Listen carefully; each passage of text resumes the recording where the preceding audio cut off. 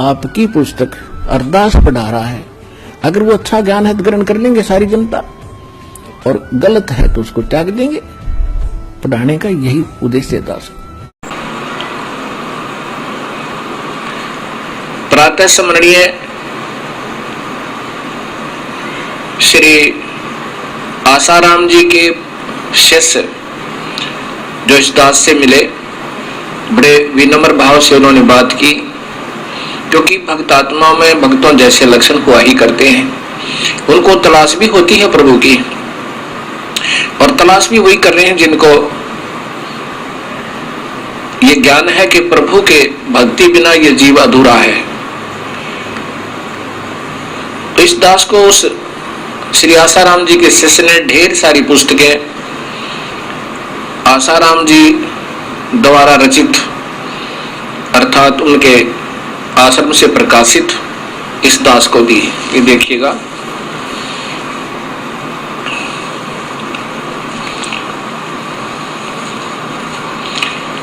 इसमें ऋषि प्रसाद ये आदि काफी पुस्तकें, ये नाना प्रकार से उन्होंने रची हैं। उनमें से गीता जी भी उनके द्वारा करकमलों द्वारा बनाई गई। ये बहुत सी पुस्तकें हैं। इनमें से एक ही पुस्तक को ध्यान से देखा। सर्वप्रथम ये पुस्तक ध्यान से पढ़ा देखा, ऋषि प्रसाद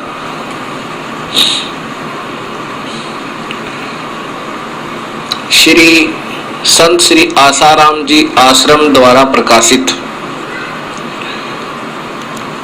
और ये देखना इधर ध्यान से, वर्ष 12 अंक 112 अप्रैल 2002 चैत्र मास विक्रमी संवत 2058। ये इसका प्रकाशन का वो है। ये इसके पृष्ठ नंबर 2 पे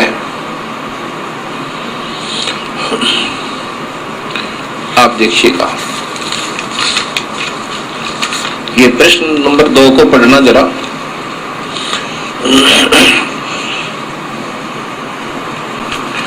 ये प्रश्न नंबर 2 पे तत्व दर्शन नाम से ये हेडिंग है, सामान्य और विशेष ज्ञान संत श्री आसाराम जी बापू के सत्संग प्रवचन से। ये उनके प्रवचनों से है। यहां देखकर इधर देखिएगा, लगता है कोई कहता है कि परमात्मा मरने के बाद मिलेंगे, बैकुंठ में जाएंगे तब मिलेंगे। आसाराम जी प्रवचन कर रहे हैं, गुरु कृपा करेंगे फिर मिलेंगे। परंतु जब गुरु कृपा हुई और ठीक से जान लिया तो लगेगा कि उसे पाना कितना सरल है, भगवान को पाना कितना आसान है। कितना स्वयं करे, इतना आसान, इतना सरल कि अर्जुन को युद्ध के मैदान में मिल गया। ये ध्यान से पढ़ना भक्तवृंद, इतना सरल कि अर्जुन को युद्ध के मैदान में मिल गया। राजा जनक को घोड़े की रकाब पर पैर डालते डालते मिल गया। राजा खटवांग को 2 मुहूर्त में मिल गया। राजा परीक्षित को 7 दिन में कथा सुनते सुनते मिल गया। अब पहले इसको विचार करना, फिर सारी समझ में आ जाएगी आपके। इतना सरल कि अर्जुन को युद्ध के मैदान में मिल गया। अब बताता हूं क्या मिल गया।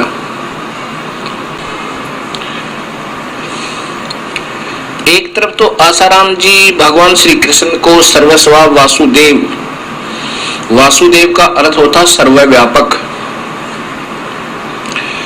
और परब्रह्म पूर्ण ब्रह्म सर्वशक्तिमान मानते हैं, और श्री कृष्ण के परम पुजारी हैं, और कृष्ण जी को भगवान मानते हैं। अब यदि श्री कृष्ण जी भगवान थे, परमात्मा थे, तो वो तो अर्जुन को पहले ही मिल चुके थे, वो तो उनके साथ रहते ही थे। फिर वो युद्ध के मैदान में कैसे मिला उनको? युद्ध के मैदान में उन्हें क्या मिला? काल का विराट रूप। अब इससे सिद्ध होता है कि वो उनके प्रवचनों से कि वो श्री कृष्ण को भगवान नहीं मानते। आप आप ही विचार करना। हो सका इस दास को कोई भूल लग जावे, अक्षमा भी मांगता हूं मैं इतना सियाना नहीं हूं, लेकिन मैं इसी बीमारी का मरीज था, मुझे तलाश थी प्रभु की। पर ऐसे ही ये बेसलेस स्टोरी, ये अधूरे व्याख्या हम संतों के सुनते सुनते बहरे हो गए थे। अब ये नहीं पता ये कहना क्या चाहते हैं, समाज को देना क्या चाहते हैं, ये नहीं। मैंने सभी का पढ़ा है, मुरारी बापू जी, आजकल श्री सुधांशु जी, बाल योगेश्वर जी, राधा स्वामी, धन धन सतगुरु, अब इन सबको देखा इस दास ने, तब तंग आ गया। तब प्रार्थना करी, दाता आप ही रजा करो, आप कैसे हो, आप कौन हो, हम तो थक लिए। तब कृपा हुई, गुरुदेव का मिलन हुआ, फिर ये अंधेरा हटा।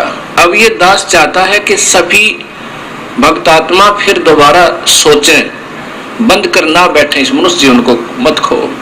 और ये भी ना सोचो कि इस दास से ही सब कुछ मिलेगा, नहीं, तलाश करो सच्चाई की, जहां मिलती है वहीं ढूंढ लो। अभी तक जितने भी संतों के ज्ञान प्रवचन आज तक हमने सुने और आपने भी सुने, इनमें वो सच्चाई नाम मात्र भी नहीं है। ऐसा इस दास का अपनी निर्णय है, विचार है, इनको सारे शास्त्रों को, इनके विचारों को सुनकर। एक तरफ तो बापूजी कह रहे हैं कि भगवान श्री कृष्ण सर्वस्वा, यही ओम नमः भागवते वासुदेव आदि इनके मंत्र भी देते हैं और श्री कृष्ण को ये सर्वस्वा मानते हैं। वो श्री कृष्ण तो पहले ही अर्जुन के साथ रहते थे, अब युद्ध के मैदान में मिल गया, यह बात नहीं समझ में आई।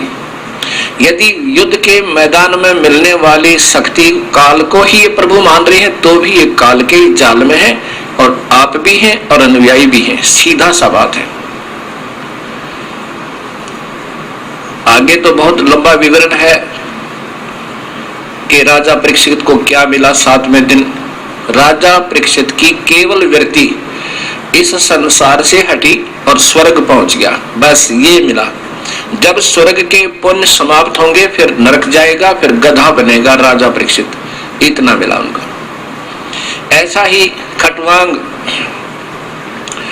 जो श्री रामचंद्र जी के दादाजी थे, उसको खटदलीप भी कहते हैं, उन्होंने हृदय से याद किया, उसको पता चला था कि 2 घड़ी की तेरी आयु है, बस तब भूल गया सारे जीवन को। अब कोई बता दे किसी को कि तेरे ज्यादा जीवन नहीं है, फिर देखो उसकी तड़प है। पहले प्रभु भक्ति को चाहने वाली आत्मा होती थी, गुरु बनाए होते थे, विधिवत साधना करते होते थे, उस समय वो मरते हुए 2 घड़ी में ही स्वर्ग प्राप्ति की और कुछ नहीं हुआ उसको, केवल स्वर्ग चले गए उनके पुण्यों के आधार पर। जब वो पुण्य समाप्त हो जाएंगे, ये सटवांग अर्थात ये खटदलीप भी नरक जाएगा, फिर 84 में गधे और कुत्ते के चक्कर में आएगा। राजा जनक को घोड़े की रकाब पर अगर भगवान मिल जाता तो फिर राजा जनक ही नानक जी के रूप में दोबारा जन्म नहीं लेते। श्री गुरु नानक देव जी वही राजा जनक के अवतार हैं वे, और फिर कबीर परमेश्वर से मिले तो उनका छुटकारा हुआ, मुक्ति हुई।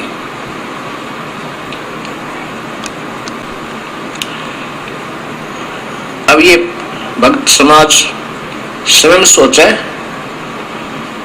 और ढूंढ सच्चाई को ढूंढे।